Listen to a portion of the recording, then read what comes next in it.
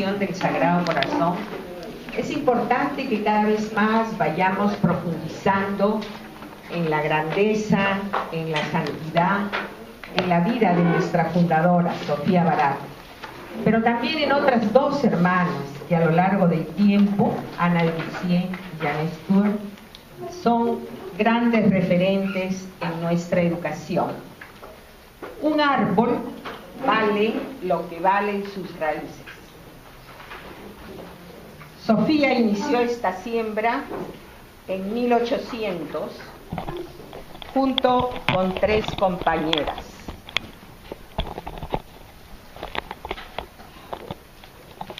Ella inició este camino que ha recorrido los 5 continentes y en más de 40 países.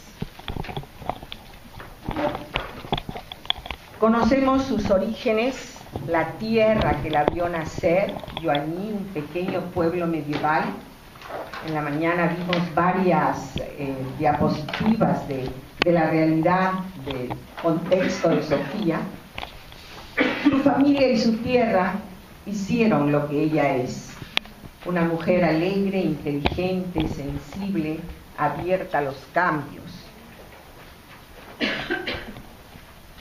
Ella en los campos y en los viñedos entendió que solamente unida a la vid podía dar fruto abundante. Recibió una educación inusual para su tiempo, yo diría extraordinaria, porque estamos en una época en que la mujer no va a la escuela. Su formación se limita únicamente a las tareas domésticas, a las relaciones sociales, pero su hermano Luis se encargó de poner bases sólidas a su formación intelectual e integral, como si supiera que su hermana estaba destinada a una obra muy grande. Sofía nunca pensó que ella sería el instrumento elegido por Dios para realizar un cambio en Francia. Humanamente hablando, antes que a ella, se habían elegido otras 2 mujeres que estaban destinadas al éxito. Sin embargo, Dios la eligió a ella, campesina, sin grandes pretensiones, hija del campo, desconocida, para que se supiera con certeza que la obra era de Dios, no de los hombres. La primera intuición de Sofía nos la narra Pauline Perdreau en el libro Le Loisir de l'Abbaye, porque Pauline acompañó a Sofía en los 20 últimos años de su vida y ella escribió, se lo había compartido la misma Sofía. La primera idea al concebir la sociedad fue reunir el mayor número de jóvenes adoradoras del corazón eucarístico de Cristo, establecer una pequeña comunidad que adorara día y noche al corazón de Jesús. Pero 24 religiosas reemplazándose por turno sería bastante y al mismo tiempo tampoco. Si tuviéramos gente joven a la que formáramos en el espíritu de adoración y reparación, sería diferente. Y veía cientos y miles de adoradoras ante una custodia ideal, universal, levantada en lo alto de la iglesia. Y me dije, debemos dedicarnos nosotras mismas a la educación de la juventud. Sofía se sentía adoradora, llamada a buscar la intimidad con el corazón de Dios, pero también se sentía llamada a formar adoradoras, es decir, mujeres, hoy también decimos hombres, con capacidad de amar, de ser amados, pero también con capacidad de hacer frente a los ídolos de nuestro mundo. Ella sería pues la piedra fundamental de esta nueva empresa, en una época en que Francia atravesaba cambios económicos y sociales muy difíciles, que exigían respuestas radicales. La educación para Sofía desde los inicios, desde esta primera intuición, no era solamente una tarea cultural, era el medio para colaborar en la transformación de Francia. Y en este momento Sofía tenía 19 años, no estaba en su mente la idea de ser fundadora. La sociedad se funda en 1800 para preparar a las jóvenes de modo que puedan asumir las responsabilidades que les presenta la vida. Aquí está el valor de la novedad, la originalidad de Sofía. Ella pudo aportar a la historia de la pedagogía su certeza, su creer en la educabilidad de la mujer, a la que concibió doblemente educadora, en su papel de madre y en su papel de esposa, y cuya influencia no solamente se iba a circunscribir al hogar, sino que trascendía hasta la sociedad. Un rol privilegiado que concede a la mujer y que fue el sueño del padre Tournely, que él nunca vio realizado. Le pasó la posta al padre Barán, y precisamente por la relación que Barán tuvo con Luis Barard es que Sofía se ve envuelta en este sueño de Dios que la llevó a renunciar a su propio sueño del Carmelo. El 21 de noviembre se consagra a Dios junto con 3 compañeras en la casita que Luis, su hermano, alquilaba en la Rue de Varenne, en París, y frente a este cuadro que nosotros llamamos la Virgen de la Sociedad, y que la familia de Barard donó a la sociedad. El original está en Joigny. Sofía se adapta a las necesidades de los tiempos. Los primeros reglamentos, los primeros planes de estudio son muy sencillos, tienen como un tinte juvenil propio de su edad. Sofía no tenía pretensiones, a ella le gusta la sencillez, pero sin embargo tiene cuidado de no perder ni un solo aspecto de la educación de la mujer, desde el fundamental, que es la educación de la fe, hasta detalles tan simples como 2 o 3 párrafos sobre los bailes que aparecen en los planes de estudios. Cuanto más conoció la educación, Sofía más entendió su valor, y al final de su vida solía decir esto: 3 amores llenan mi corazón: Jesús, los niños y los pobres. Los niños y los pobres amados en su dignidad de hijos e hijas de Dios. El carisma que recibe Sofía la llevó a iniciar un nuevo estilo de vida religiosa y un nuevo estilo de educación, que más tarde podemos nosotros expresarlo en lo que dicen las actuales constituciones: la unión y conformidad con el corazón de Cristo, compartiendo sus sentimientos y su misión de comunicar a todos los hombres el amor. Este carisma nos habla de una Sofía que está pendiente del mundo, contemplando con todo ardor el sufrimiento de tantos hermanos y promoviendo una educación desde dentro, desde el corazón. Ella misma empezó desde joven a construirse como persona y quiso comunicar su misma experiencia a todos los estudiantes de nuestros colegios del Sagrado Corazón. Quería hombres y mujeres, bueno, en su tiempo solo mujeres, con metas claras, que los motivaran y que los ayudaran a trascender y llegar a ser lo que debían ser.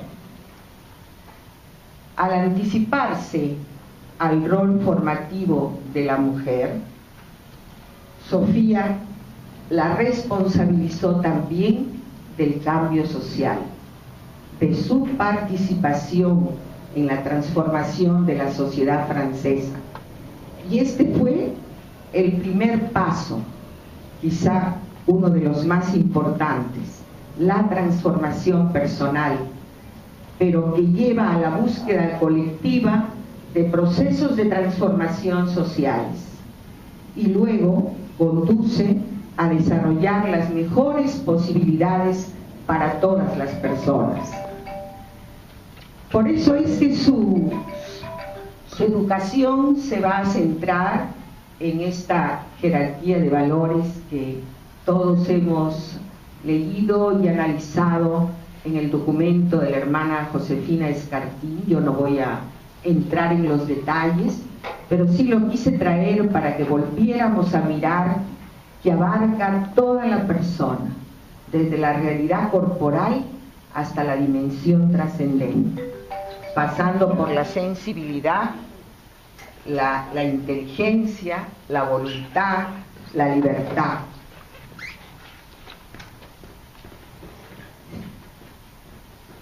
Ella quería ofrecer en todos los colegios una educación exigente, fruto del amor, y escribe: recreando e inventando la educación desde la relación, donde se practique la comunicación con las alumnas, se estime sus emociones, se les dé afecto, se despliegue un apoyo constante, se tengan en cuenta sus ideales, sus miedos y sus logros.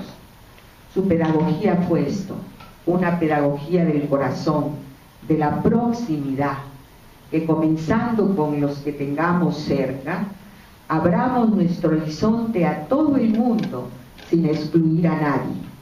Es decir, una pedagogía del afecto, del cuidado, de la relación que engendra vida. Por eso puso un énfasis especial en la persona de Jesús, la experiencia del amor de Jesucristo que conduce a la unión con Él. Lo importante para ella es que cada niña descubriera que el Espíritu de Jesús habita su corazón, que cuidara su corazón en lo cotidiano de la vida para hacerlo más fuerte, más profundo, más libre. Y a los educadores nos invita a acercarnos con naturalidad a nuestras alumnas, brindándoles un clima de confianza, un clima de familia. Y esto nos implica a todos. El espíritu de familia que solemos llamar es tarea de todos. Estamos llamados a poner al servicio de los demás lo que somos, lo que tenemos, porque el amor está llamado a comunicarse.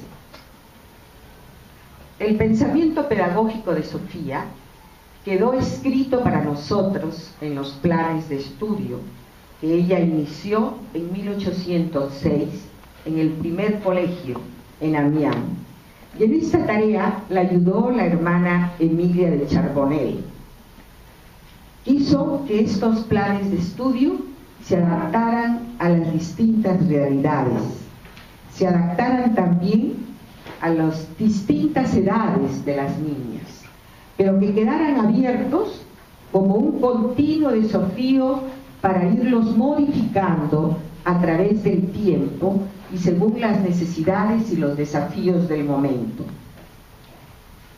En estos planes de estudio se marca la línea axiológica de nuestra educación, una educación humanista y cristiana cuyos valores inspiran en los currículos de todos los colegios del Sagrado Corazón. ¿Cuáles son estos fuentes de inspiración? La adaptación a la psicología de cada edad, la competencia profesional de los educadores, la importancia del aspecto académico y metodológico, pero sobre todo del espíritu con que se debe realizar la tarea educadora de la instrucción. Ir incorporando también las nuevas corrientes pedagógicas, hoy llamaríamos transversalidad, y provocar un estudio y una reflexión permanentes. El primer plan, les decía que lo hizo con la madre Emilia de Charbonnel, y lo importante de este plan es que ella señala 3 elementos, creo, cuya significatividad sigue teniendo vigencia hoy. El primer elemento que considera importante en la tarea educadora es la distribución del tiempo, sabiamente organizado. El segundo elemento, el orden de los ejercicios, de los contenidos.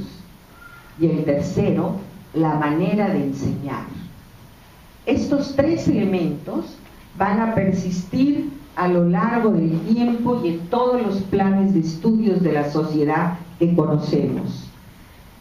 Sofía puso también el acento en que los estudios fueran serios, fuertes, fundamentados en que era necesario instruir a la mujer para que con su discernimiento y sus capacidades pudiera intervenir en el tejido social de su época.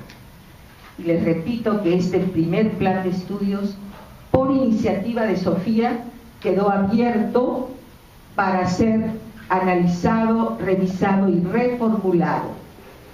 Por eso viene el segundo, en 1810, que fue trabajado por la hermana Enriqueta Vichy,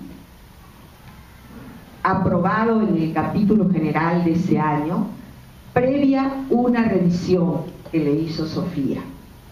La novedad de este segundo plan de estudios, aparte de los 3 elementos que ya les he mencionado, la novedad está en que se enfatiza el eje fundamental de la educación, la persona de Jesús.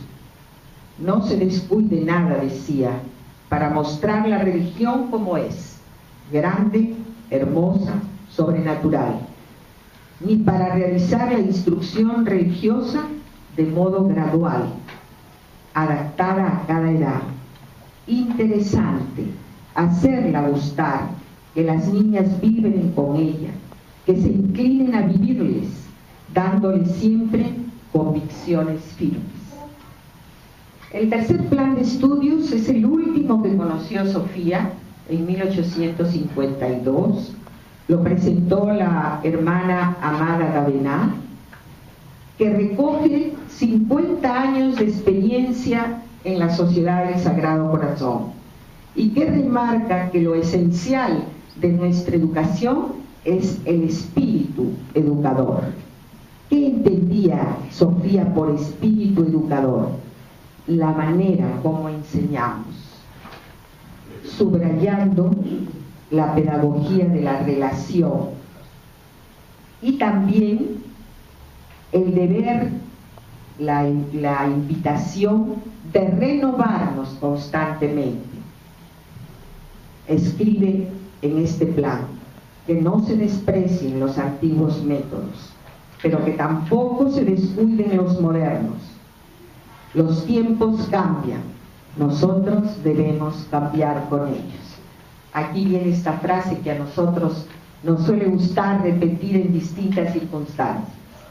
Es decir, una educación que permanece abierta y que recoge todo lo de fuera, los llamados del mundo, las necesidades de los pueblos, pero haciendo hincapié en el trabajo personal y también en una unidad de enseñanza que ella quería para todos los colegios del Sagrado Corazón y cuyo acento importante estaba en la formación de las educadoras.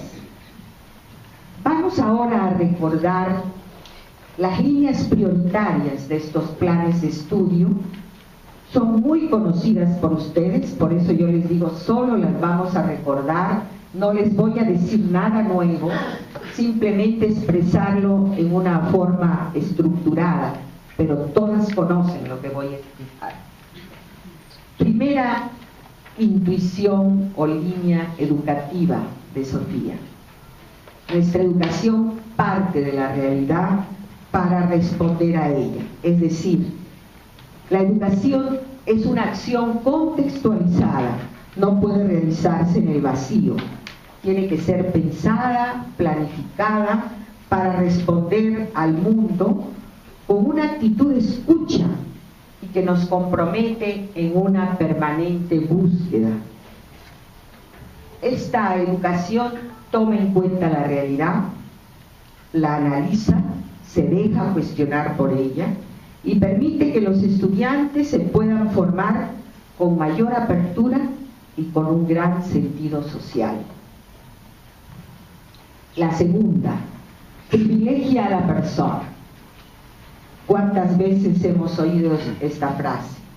Por una sola niña habría fundado la Sociedad del Sagrado Corazón, frase que se nos ha quedado grabada muy dentro y que nos significa el respeto por la persona, el quererla, el valorarla, el educarla integralmente, el buscar con atención su desarrollo evolutivo.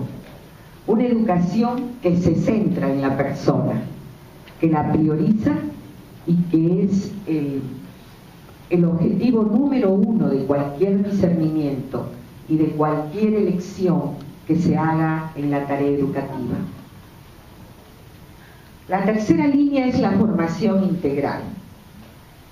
Es un rasgo originario de nuestro sistema educativo. Y cuando digo originario no quiero decir que seamos los únicos que lo poseemos, ¿no? Si vemos otros modelos educativos, también lo tienen. Pero creo que la originalidad está en cómo ella concebía esta integralidad.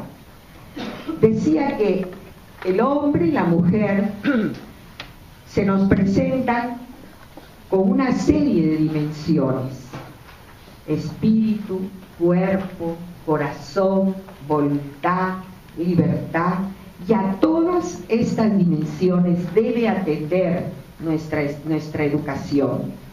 Por consiguiente, en la medida en que abordemos estas dimensiones, podemos alcanzar lo que dice Pablo, la madurez del hombre y la plenitud de Cristo.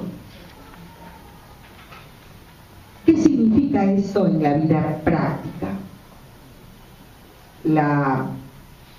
Responder a las necesidades de los estudiantes. Eso es lo primero.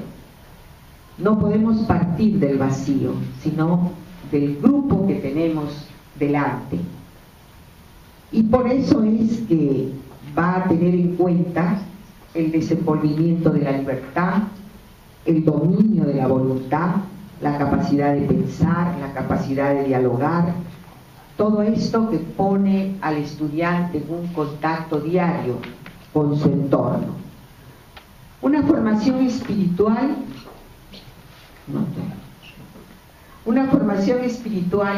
basada en la búsqueda de la persona de Jesús, de sus sentimientos, de sus valores, de sus elecciones, para conformarnos con ellos.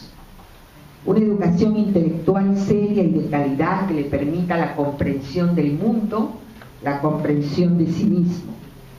Una educación activa centrada en la relación. Una educación actitudinal y moral que fortalece el sentido social y le hace hacer frente a las crisis de valores de todos los tiempos y lugares. Una educación del saber hacer, es decir, esas habilidades manuales que le permiten al niño y al joven transformar variadas tecnologías. Y por último, una educación estética y recreativa que no solo afina la sensibilidad, sino que le permite gozar del tiempo libre. La cuarta línea es el seguimiento personal, entendido como la atención al crecimiento de cada persona. Es necesario que cada niño se desarrolle según su propio ritmo, que se pueda compaginar y equilibrar la formación que se da en grupo con la formación personalizada, de manera que se ayude al sujeto a encontrar respuestas a todas sus inquietudes intelectuales, científicas, sus inquietudes vitales, sus inquietudes de fe. Por eso es que considero importante que cada grupo de estudios hubiera una maestra de clase, así la llamaban, que acompañara y estimulara a los estudiantes. El motor más poderoso de este estilo de educar es la acción constante de una maestra íntegra, que sabe aprovechar cuanto pone a su disposición las materias que enseña para alcanzar el fin primordial: formar el espíritu y el corazón de sus alumnos. Esta es una carta de 1830 que nos implica a un seguimiento cercano, a un acompañamiento que permita caminar al lado de los estudiantes sin presionarlos, sin violentar sus procesos, de manera que sean ellos mismos. La instrucción la consideró como factor importante para educar. Escribía: para que la instrucción sea medio eficaz de formación, requiere una doble condición: que los estudios sean fuertes y que la maestra busque llegar al fin, formar el espíritu y el corazón de sus alumnos. Una verdadera instrucción no pretende acumular conocimientos, sino poner bases sólidas, desarrollar hábitos intelectuales, llegar a tener una cultura general, pero sobre todo lograr en los niños y en los jóvenes un pensamiento propio. El ambiente de familia es otra de las concepciones pedagógicas de Sofía y que constituye una de nuestras más ricas tradiciones.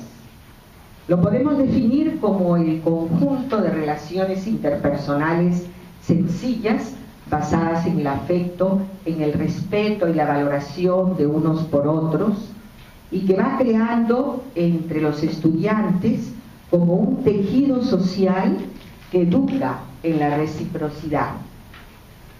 El ejercicio de esta línea en la familia del Sagrado Corazón, les decía que fue una de las principales preocupaciones de Sofía, porque consideraba que el ambiente de familia propicia el aprendizaje.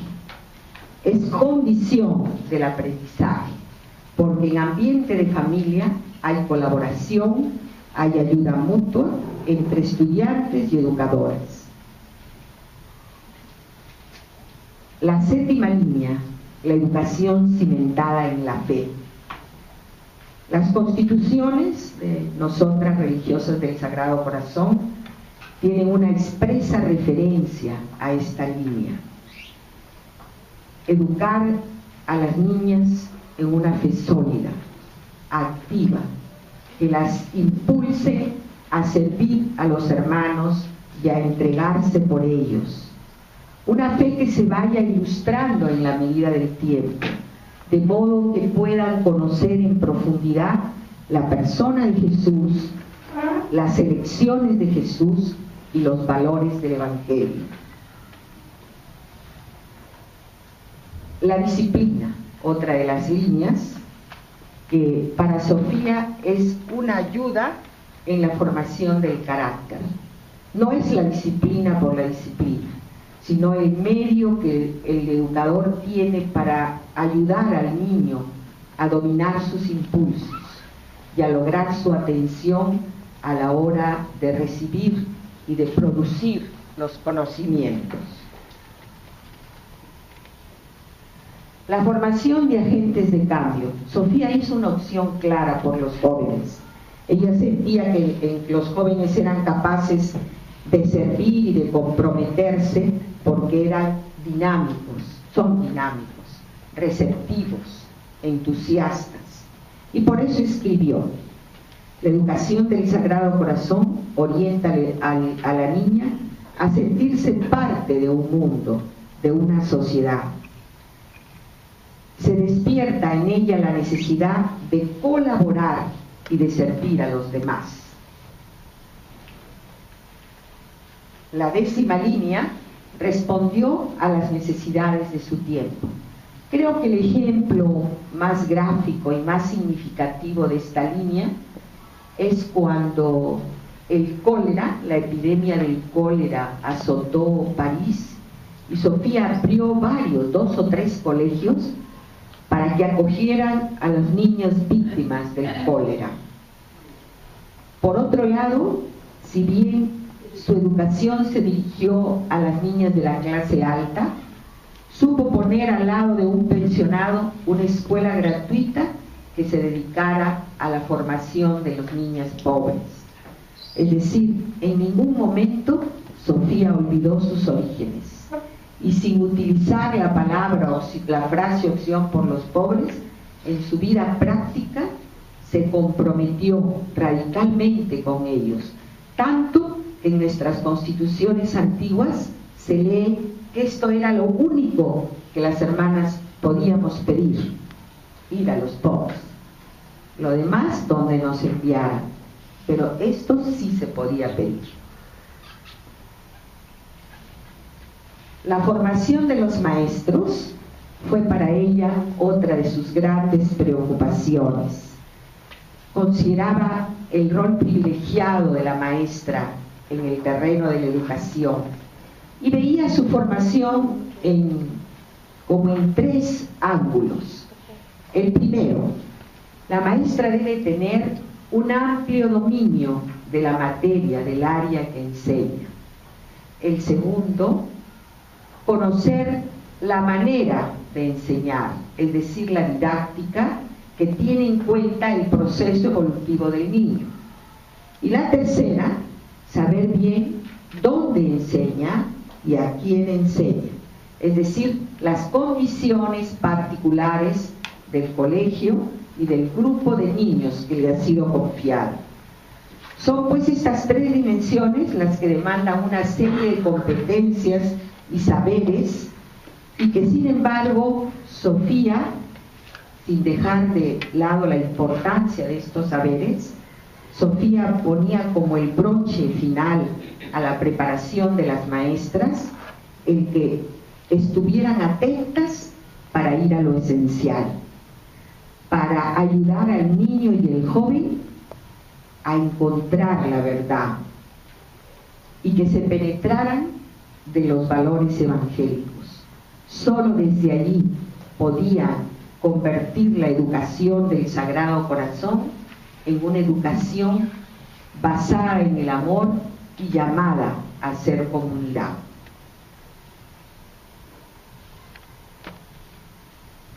Ahora me voy a detener en Ana de Lucía, aunque aquí hay muchas chilenas que podrían decir muchas cosas mejor que yo, pero en fin, sencillamente voy a exponerles lo que he podido investigar de algunas lecturas. Yo he pensado que Ana de Roussier fue una mujer que existió para algo grande.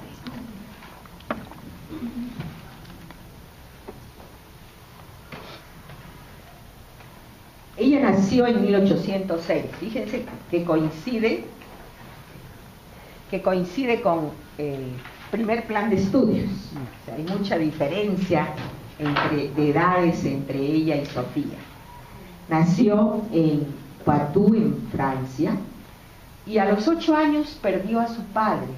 Y fíjense, en ese momento, ella, al perder al padre al que tanto amaba, tuvo la certeza de que Dios la llamaba para él. Su educación la hizo en el colegio de Poitiers y tuvo la oportunidad a los 12 años de conocer a Filipina. Filipina pasó por ahí rumbo a Luciana. Y cuando ella conoció a Filipina, sintió dentro que Dios la llamaba a las misiones. Entonces le pidió a la madre de Grossier que la preparara para ingresar al noviciado, cosa que hizo a los 17 años. Y en ese momento de salida del colegio, ella tiene esta certeza en su corazón.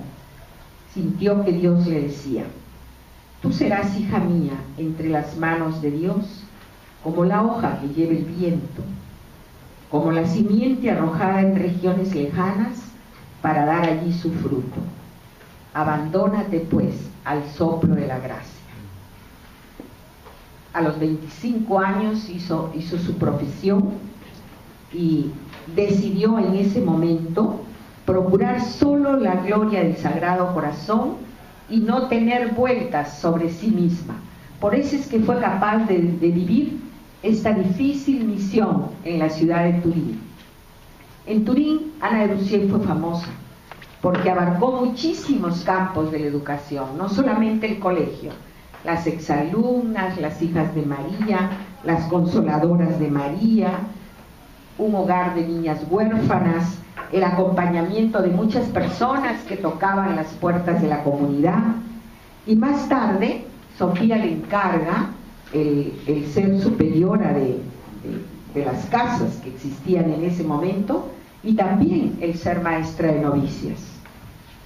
Estuvo ahí hasta 1848, que por cuestiones políticas y porque ella era una mujer que opacaba a mucha gente, fueron las hermanas expulsadas de Turín. Ana va a París, unos 3 o 4 años estuvo allí, y Sofía la manda a América del Norte como visitadora de esas pocas comunidades que se habían abierto en el Nuevo Mundo. Fue visitando una a una las comunidades y reportándole a Sofía lo que veía en la misión educadora, pero también en la vida de las comunidades. Se encontró en estos viajes con Filipina pocos días antes de morir, y justamente en esos días es que Sofía le comunica que había recibido muchas peticiones de distintos países de América Latina para que se abrieran casas, colegios del Sagrado Corazón. Una de estas peticiones venía precisamente de Chile, del arzobispo Valdivieso. La Santa Madre aceptó esta petición de Monseñor Valdivieso y eligió a Ana de Russier para esta nueva misión. Miren lo que ella escribe. A fines de julio recibí mi obediencia para Chile. Apenas me quedó tiempo para hacer los preparativos del viaje. La idea de trasladarme de las riberas del lago Erie a la América del Sur levantó en mi alma tantas repugnancias y resistencias que la noche entera del día en que recibí la carta la pasé en angustias mortales. Verdaderamente creo haber sentido algo de la agonía de nuestro Señor en el huerto de Getsemaní. El corazón, el alma, la imaginación, todo mi ser se reveló. Los peligros de tan largo viaje, el aislamiento, el abandono, las dificultades que iba a encontrar, mil y mil temores y aprehensiones me asustaban de tal manera que a pesar de mis súplicas y ruegos sentía que mi alma desfallecía. Después de hacer repetidos actos de aceptación y de total abandono, repitiendo muy de corazón, Padre, que se haga tu voluntad, la tempestad se calmó y una impresión de amorosa paz inundó toda mi alma, paz que ha ido en aumento aún con los peligros del viaje, pues al pasar por el istmo de Panamá caí en un precipicio, solo sostenida por un tronco de árbol al que me había agarrado. No tenía miedo, me sentía en las manos de Dios, llena de confianza en su alma. Yo esperé que los negros vinieran a sacarme. Me pongo enteramente a su disposición. Usted conoce mi miseria, tal vez no por completo, porque mi amor propio trata de ocultarlo, pero le repito, estoy enteramente a su disposición. Gracias a Dios no tengo preferencias por ningún país. Estoy dispuesta a ir a América o al Imperio de Birmania. Mándeme usted donde quiera. Escogió dos compañeras, la hermana Mary McNally y la hermana Antonieta Pizzorni. El viaje duró un mes y cuando llegaron a Santiago se pudieron alojar en el convento de las hermanas Clarisas hasta el año siguiente, que tuvieron su propia casa y empezó a funcionar el colegio. Pero ella tuvo cuidado, apenas recibió esta misión, de escribirle a Monseñor Valdivieso, y miren lo que le dice: Las religiosas del Sagrado Corazón aceptamos con gratitud la proposición que nos hacen de ir a trabajar por Dios en la República de Chile, para la educación de las jóvenes ricas y pobres, pues una escuela gratuita se abre siempre al mismo tiempo al lado de un pensionado. Bajo su paternal autoridad, Monseñor, llegamos a un número de maestras suficientes para enseñar francés, inglés, historia, geografía, literatura, historia natural, física, mineralogía, botánica, astronomía, así como la música, dibujo, labores de aguja y, por supuesto, la instrucción religiosa y las virtudes que son la base de la educación de las alumnas del Sagrado Corazón. Vamos a buscar conocimientos útiles y variados para dar relieve a la instrucción que brindaremos, pero sobre todo buscaremos virtudes sólidas, sentimientos nobles y elevados. Buscamos enderezar el carácter de los niños, despojarlo de sus primeros impulsos, en fin, darles modales suaves, atrayentes, educadas, para que sean el consuelo y la alegría de sus familias. Sofía encargó a Filipina que enviara a Ana a Chile. La tenemos pues en Chile y apenas llega a este país, va a seguir lo que los planes de estudio habían indicado para los colegios del Sagrado Corazón.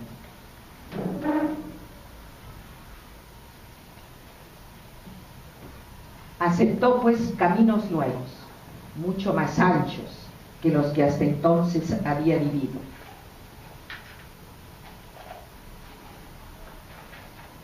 Su respuesta fue una total disponibilidad a toda prueba, un sí pronto al amor de Dios.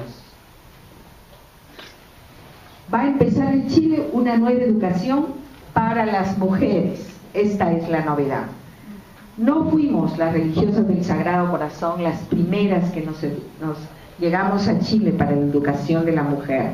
Las primeras fueron las hermanas de los Sagrados Corazones de Jesús y de María, pero cuenta la historiadora Alexandrine de Latay que estas hermanas no tuvieron las capacidades necesarias para dedicarse a la formación de la clase alta.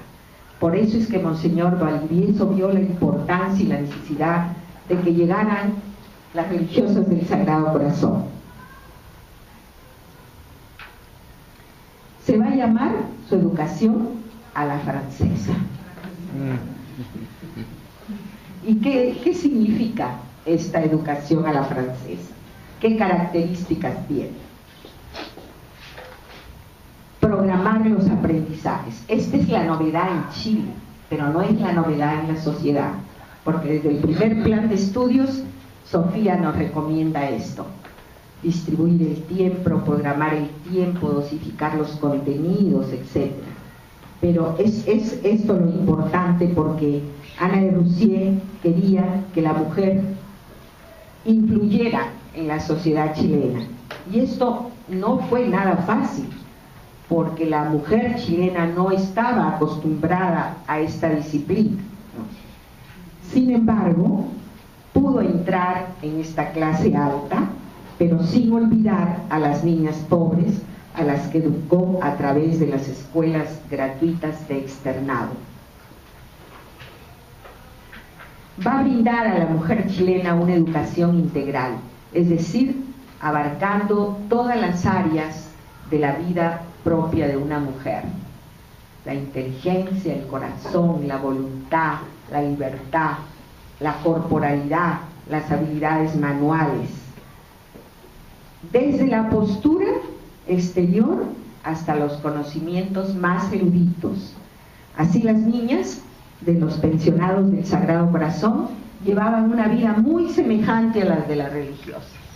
Tenían casi los mismos horarios, casi las mismas exigencias en cuanto a hábitos de alimentación, de higiene, actividades espirituales como la oración, la Eucaristía, las mortificaciones, la aceptación casi con agrado de las correcciones.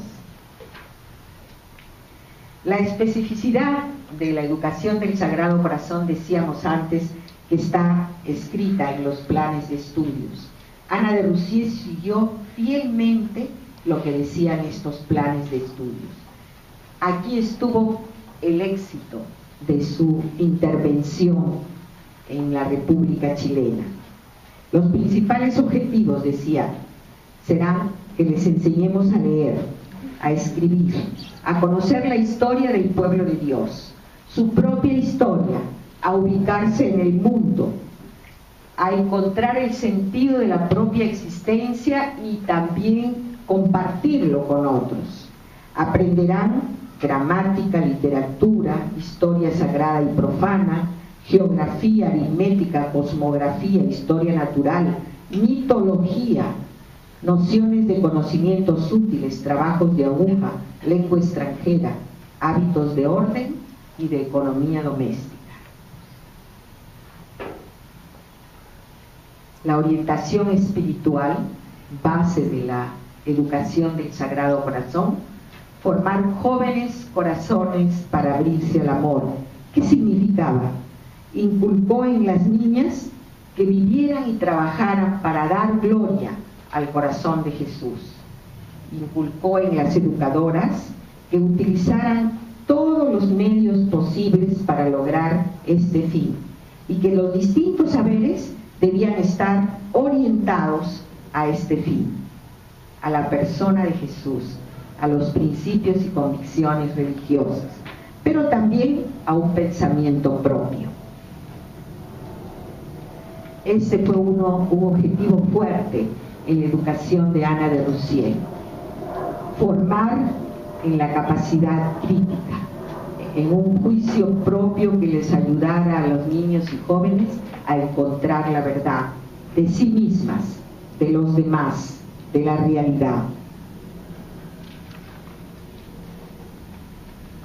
Las religiosas del Sagrado Corazón en Chile pusieron en práctica todo este ideario pedagógico de Sofía Barat. Ana de Roussier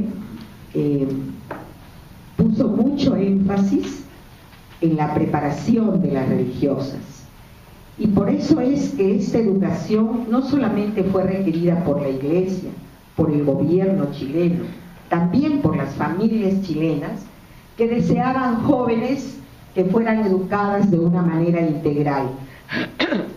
Y el gobierno chileno quiso que no solo la clase alta y la clase pobre gozara de la educación que brindaba Ana de Roussier y sus compañeras, sino también una clase media chilena incipiente. Por eso es que le confió la primera escuela de preceptoras, maestras de Chile. Así, Ana de Roussier tuvo influencia en todas las clases sociales del país. De allí que, a medida del tiempo, la Sociedad del Sagrado Corazón era requerida en muchas partes, en Concepción, en Talca, en Chillán, etc. Y en 1876, Ana de Roussier manda a las 3 primeras religiosas del Sagrado Corazón al Perú para abrir la primera escuela normal, hoy Monterrico. Y 4 años después se abre el primer colegio del Sagrado Corazón en Argentina. Las religiosas del Sagrado Corazón tuvieron pues una obra educadora muy fructífera y que la sociedad chilena la aquilataba a partir de estos 2 indicadores. Decía, Ana de Roussier y las religiosas del Sagrado Corazón educan en el respeto a la autoridad de Dios, de los padres, de la familia, el respeto a sí mismas, el respeto a los demás. Educan también en el amor al deber, en el